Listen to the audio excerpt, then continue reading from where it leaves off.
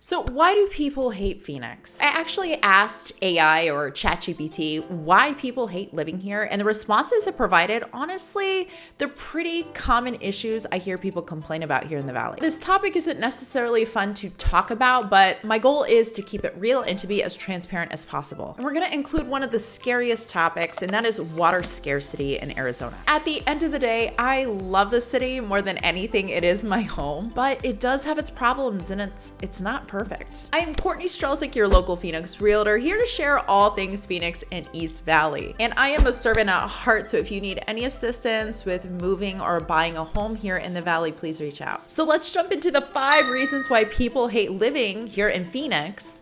Starting with number 5, and that is air quality. And this is something I don't really want to admit, but it is kind of true. Arizona doesn't have the best air quality. Lung Association actually ranked Phoenix as the 5th worst city with air quality. And the reason we receive this ranking is because the number of high ozone days is quite high yearly in Phoenix. But to be honest, this isn't super surprising that we have a lot of high ozone days. We have minimal cloudy days, a ton of heat, and Phoenix is the 5th largest metropolitan area in the United States. And our main mode of transportation is by vehicle or by car. And these are all factors that impact high ozone levels. And this is something the entire southwest part of the United States is actually dealing with. The top 4 worst places for ozone levels were actually in Colorado, Utah, New Mexico, and California. Another thing that greatly impacts the air quality here in Arizona is wildfires. And this isn't necessarily even the wildfires in the state of Arizona, but the neighboring states. The Arizona Department of Environmental Quality has made a lot of improvements, particularly with emissions. In the last 30 years, we've actually had about 70% reduction. However, it is still something that is a problem, and the state of Arizona is working on improving. And this is something that's being addressed through local regulations, incentive programs, and of course, education. So reason number 4 why people hate Phoenix is the lack of vegetation. And this is something I agree with. If you're coming from a place like Chicago, Seattle, or the East Coast, it's a little weird coming to a place with not really a lot of greenery and so much exposure. And when I first moved here, this was actually one of the biggest challenges for me. I'm a very outdoorsy person, and when I first moved to Arizona, I wasn't super excited about the natural landscape here. So what did I do, or what helped me? 2 things. The first thing I did is I spent a lot of weekends going on trips, local trips in Arizona, like Sholo, Flagstaff, or Mount Lemmon, these areas that did have more greenery and vegetation. And a lot of these places are only a couple hours away, so it's pretty convenient to go for a weekend.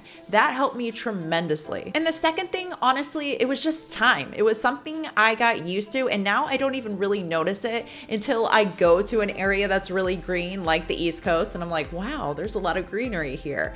You just become accustomed to it, but it does take a little bit of time. The desert really is such a magical place. It will grow on you. And when I honestly started to fall in love with the landscape here, I subconsciously forgave it for not being so green, because it really is such a beautiful, amazing place. But let's jump to the 3rd reason, which is a pretty obvious reason, and this is the heat. It's hot here. We all know it. I'm not gonna sugarcoat it, but I will tell you this. It is crazy how much the human body acclimates to heat after living here for a summer. Or for some people, maybe 2 summers. After being here for a few years, you're gonna have a 95-degree day and you're gonna be like, this is glorious. It's pretty crazy how your body acclimates. I mean, after all, it's a dry heat, right? Now, as much as I want to sell you that the heat isn't that bad, it really comes down to there's 2 types of people. The first type is the person that absolutely hates cold days, they hate cloudy days, so they're gonna learn to tolerate the Phoenix heat just so they don't have to deal with the cloudiness and snow and rain. And then there are people that can tolerate the snow. It doesn't bug them, and they love having 4 seasons. So some people, when they move here, they're like, well, I'll take the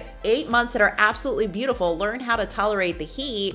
I just don't want those cloudy, snowy days. But for other people, it's just not their cup of tea. They really can't tolerate the summers, and that's okay. It really comes down to just understanding what's important for you. But if you're already committed to living in Phoenix and you're nervous about the heat, you will learn the tricks to survive this summer, and it will get easier with time. So reason number 2 people hate Phoenix is kind of a huge urban sprawl. So unlike the heat or the lack of vegetation, the urban sprawl was actually something that didn't bother me when I initially moved here. But now it kind of drives me nuts. So Phoenix is huge, and I'm not just talking about population-wise, I'm talking about geographically wise. It is a large area. And because a large part of my job is driving across the city, it feels like I'm driving all the time. But the positive thing about it is Phoenix generally is a very new city and we have a really good highway system. So despite how many people are actually on the roads, the traffic moves pretty quickly. Now we still have a rush hour in the morning and the evening, but it's not near as bad as a lot of other metropolitan cities in the United States. But let's talk about the number one reason why people hate Phoenix or are scared to move to Phoenix,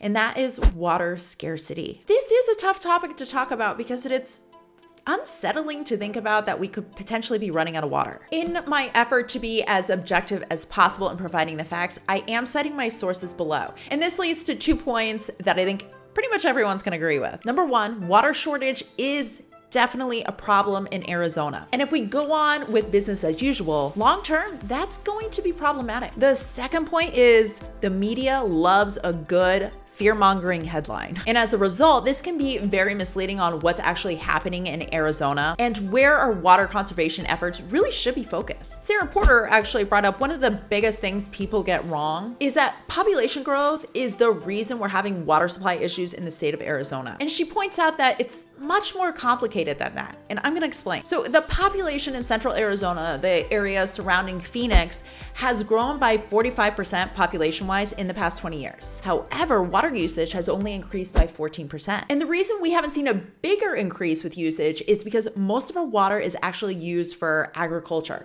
75% of it actually. And then the crops from the farms actually is exported across the United States. So when a lot of people come to visit Arizona or even the media, they tend to look at a lot of the golf courses that we have in the pools and they're like, Arizona's not taking this seriously.